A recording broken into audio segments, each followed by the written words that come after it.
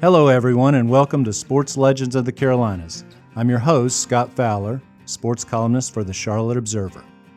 I've been a journalist in the region for 3 decades, and in this podcast, I seek out some of my very favorite sports legends from the Carolinas to hear about their journeys to becoming icons. Here's Muggsy Bogues. It's tied up. 100. Our first guest became a household name with the Charlotte Hornets, but Muggsy Bogues was known throughout the Carolinas well before he became the shortest player ever in the NBA. You know, once I got to Charlotte, I knew where I was headed to in terms of Carolina because I knew it was a collegiate-driven type of state, but I didn't know about the professional aspects of it. At only 5'3", Muggsy starred at Wake Forest, became the 12th overall pick of the 1987 NBA draft, and then had a remarkable 14-year career in the NBA. He still lives in the Charlotte area today. Muggsy Bogues corrals the loose ball.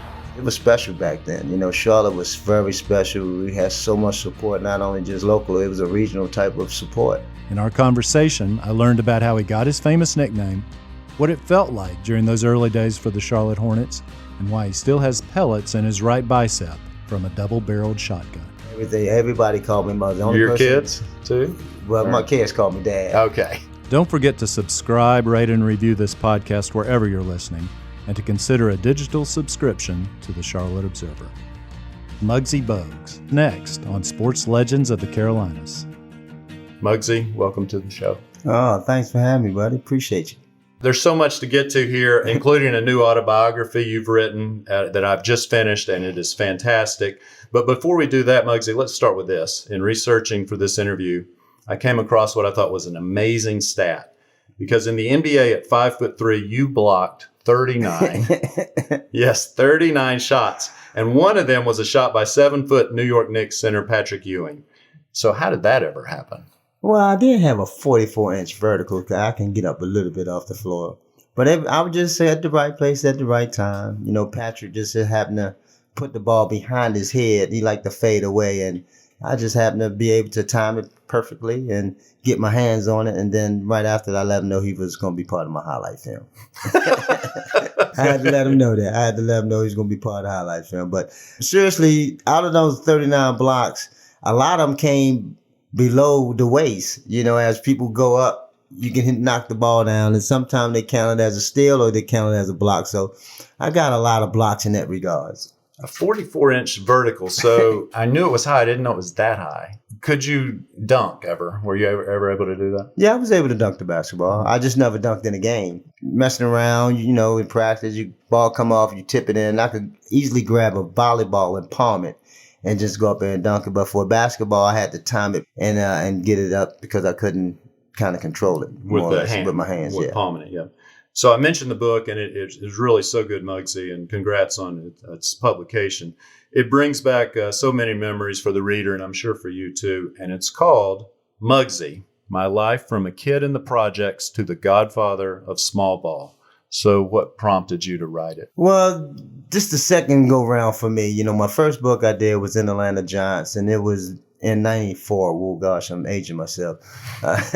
But it was the beginning of my career. My pops and one of my best friends had just passed away.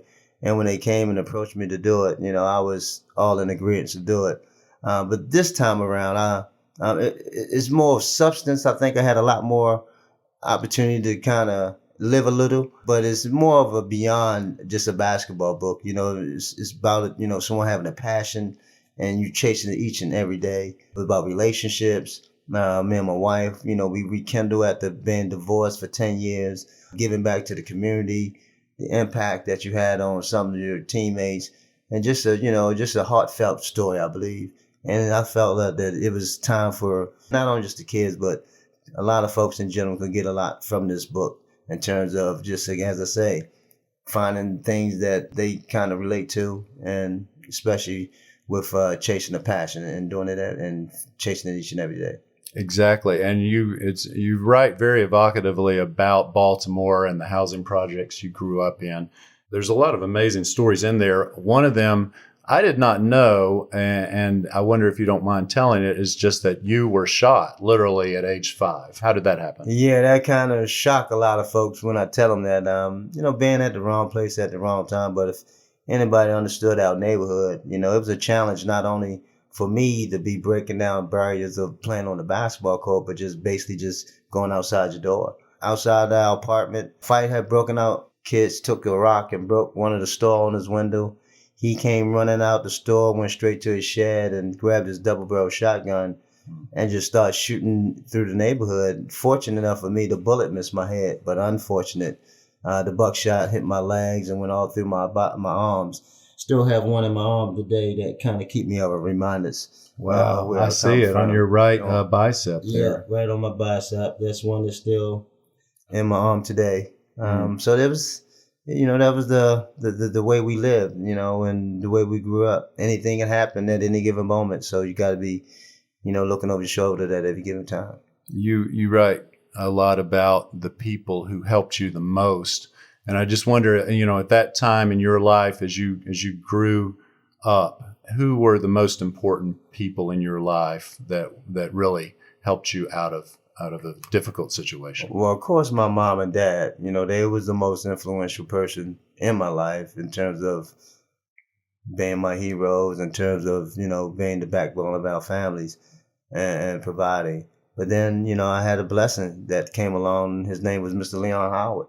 And Mr. Howard was the one that taught me the game of basketball, instilled the knowledge in me for a small guard to be able to overcome all the adversities and to be able to climb the ladder, each level, to believe that a guy of my size is capable of playing on any level with the skill set that I obtained.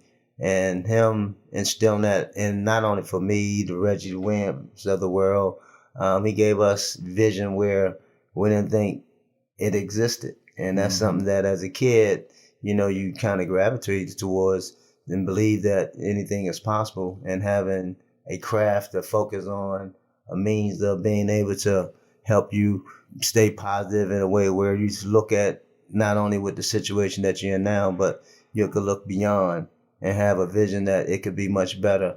And for him to instill that in us, that was something that we'll never forget. He was the director of the recreation center that was more or less across the street, or very close. It was in our neighborhood, the recreation center. Recreation center played a big role back then in a lot of youth kids' lives because it was a safe haven place. It was a place where we can go and just be a kid, and then have to worry about anything that's going on negatively that's outside of those doors. And having that facility and those type of resources allow me to grow, allow me to be able to, dream and visualize that anything is possible. This time of your life when you were growing up in Baltimore, that's where your nickname Muggsy came from. I think a lot of people don't even realize your first name is really Tyrone. Yeah, that is true, Scott. That is so true. My mama named me Tyrone Curtis Bogues. And of course, Muggsy has been in the national spotlight for quite some time, and people just believe that my name is Muggsy. It all came when I was 7 years old, growing up in the inner city. And again, a lot of kids, when I used to go play on the basketball court, they used to make fun of me because of my size. 7 years old, one day I was out there playing, but they still didn't pick me. So I got a little creative, and I got 2 milk crates, and I cut the bottom out of each milk crate, and I tied it on each end of the fence. And I gathered a couple little kids and tried to play with me, and we would have some of the best milk crate basketball games going on. And then, but on the bigger court, one of the kids had to leave, and one of the other kids hollered, "Hey, you little shrimp, you want to play?" So of course they was talking to me. So that opportunity presented itself, and I went over there and played with the bigger kids. And the first time he put the ball on the ground, I stole it from him and laid it up. Second time he did it, I stole it from him again. Then he tried to get a little more aggressive because he thought it was a fluke.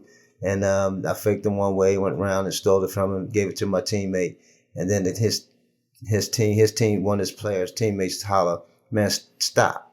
Let's stop. This kid is out here mugging you. He is just mugging you each and every time you put the ball on the floor." and at the same time, a show used to come on every Saturday called the Bowery Boys. And one of the kids' characters' name was Muggsy. He was the smallest of the group. So he tied that character, the way I played the game, and I've been Muggsy ever since I've been 7 years old. Does everyone call you Muggsy? Everybody called me Muggsy. Your kids too? Well, my kids called me Dad. Okay. But the only person that never called me Muggsy was my mom. She always called me Ty. But other than that, everybody else called me Muggsy. Muggsy, wow. Now let me make sure I remember this correctly. Your mom was 4'11". Yes. And your dad was 5'5". Dad was 5'5". So you probably weren't surprised to end up at 5'3". No, right? When no. did you stop growing? Oh, shucks. I think I stopped growing right around my 9th or 10th grade year. I was 5'3" from that moment on, and I never grew. From my 9th and 10th grade, I knew I wasn't going to get much taller. You know, we were the 5-foot family, as I call us. We'll be back right after this.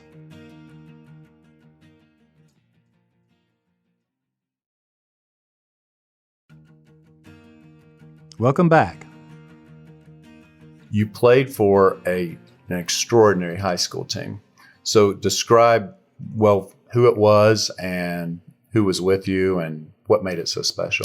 Oh, yeah. That high school team, growing up in the city, Dunbar High School team, I should say, that, as you alluded to, they said that it was probably one of the best high school teams that ever been assembled.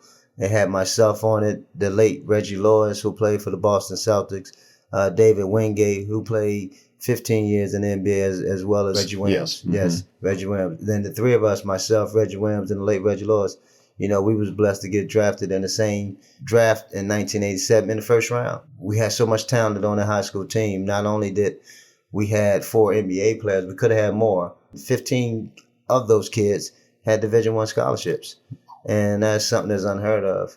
But they all give credit to Coach Wade, because Coach Wade, he was the leader of that bunch, and he understood who we were. He was very empathetic, and he knew what made us tick, where we came from. He knew how much talent we had on that team, so he made everybody accountable. We checked our egos for that door. He was a former NFL player who played professionally, and he was very highly on character. So we understood how to conduct ourselves in terms of on and off the court, and that was something that was very special. One of the great nicknames in sports, too, the Dunbar Poets. The right? Dunbar Poets. Named after a poet originally. That is true. Yeah.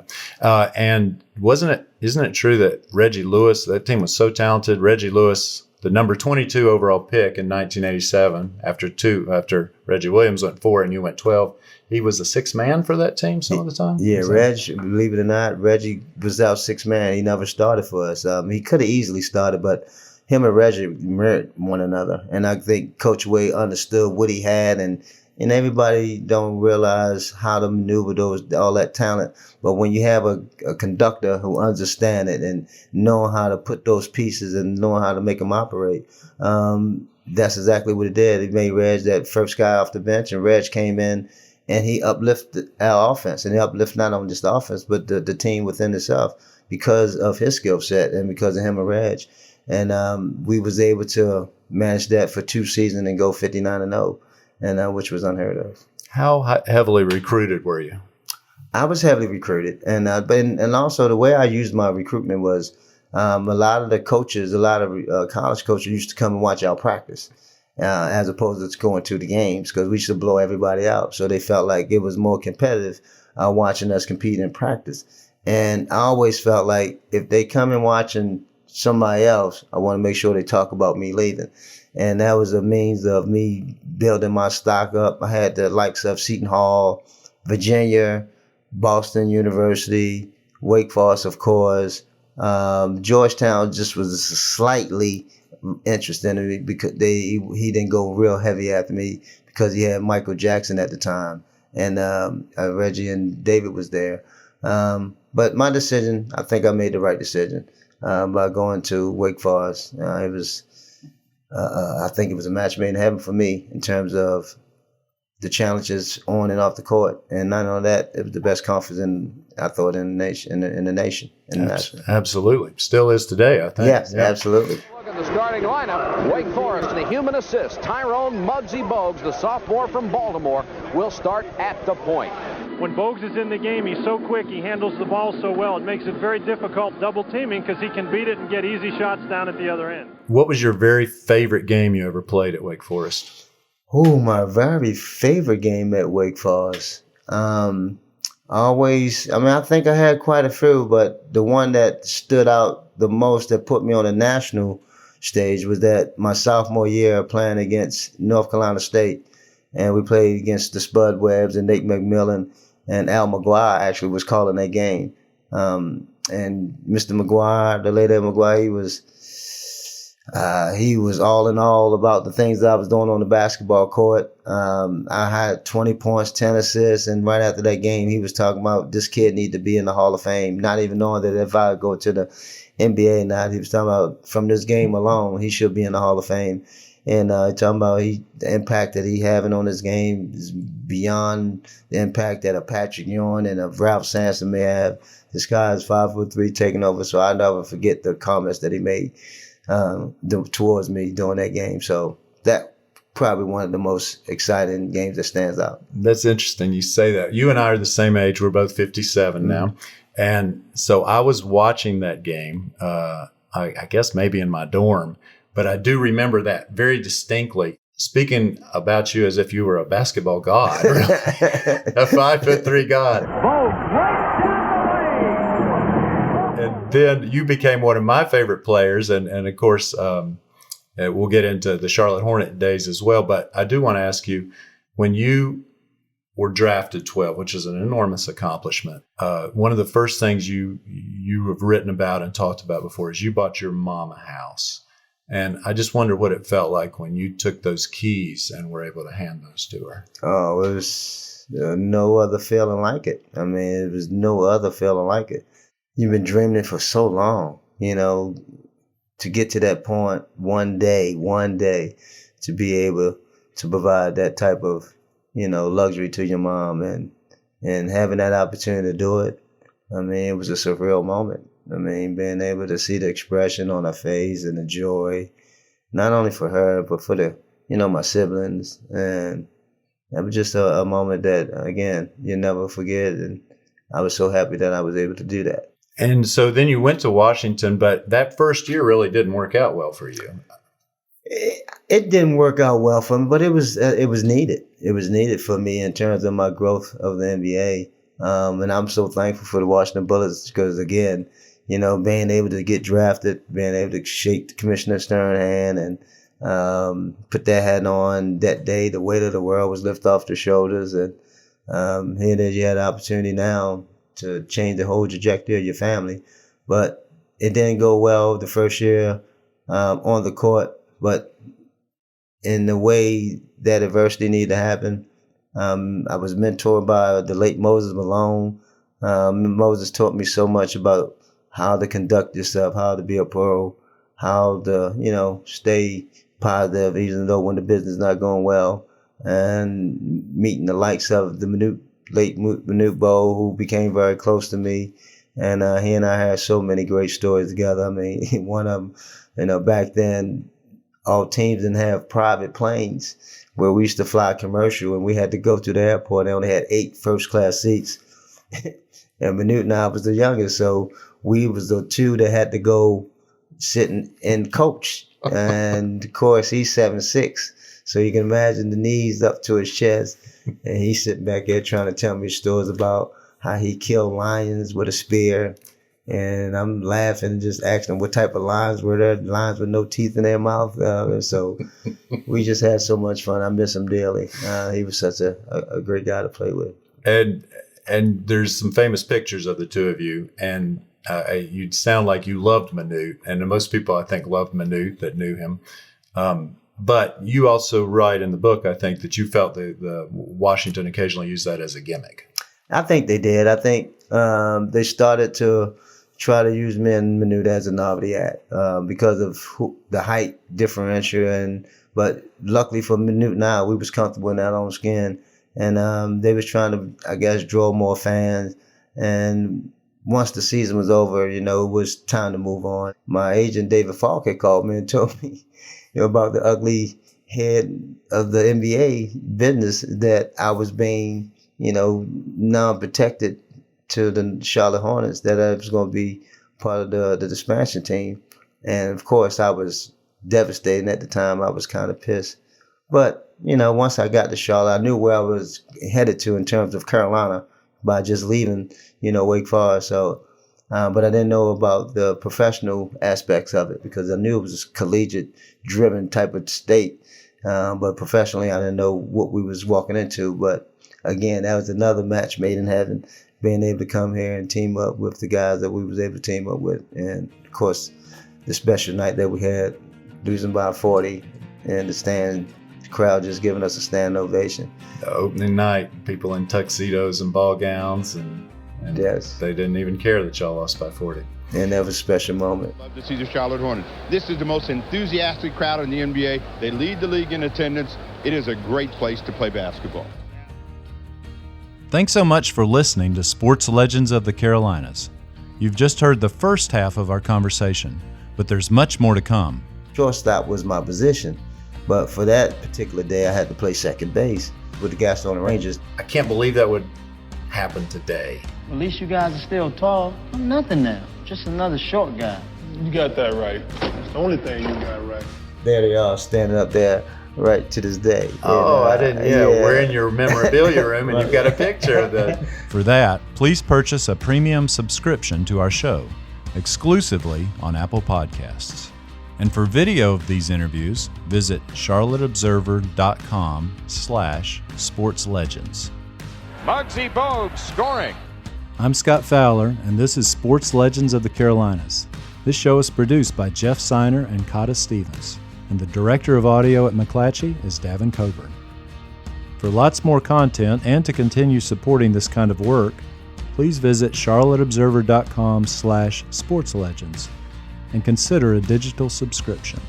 Connect with me on Twitter at Scott_Fowler or by email at sfowler@charlotteobserver.com. And don't forget to subscribe, rate, and review wherever you listen to podcasts. And if you like what you hear, please share with a friend. See you next week.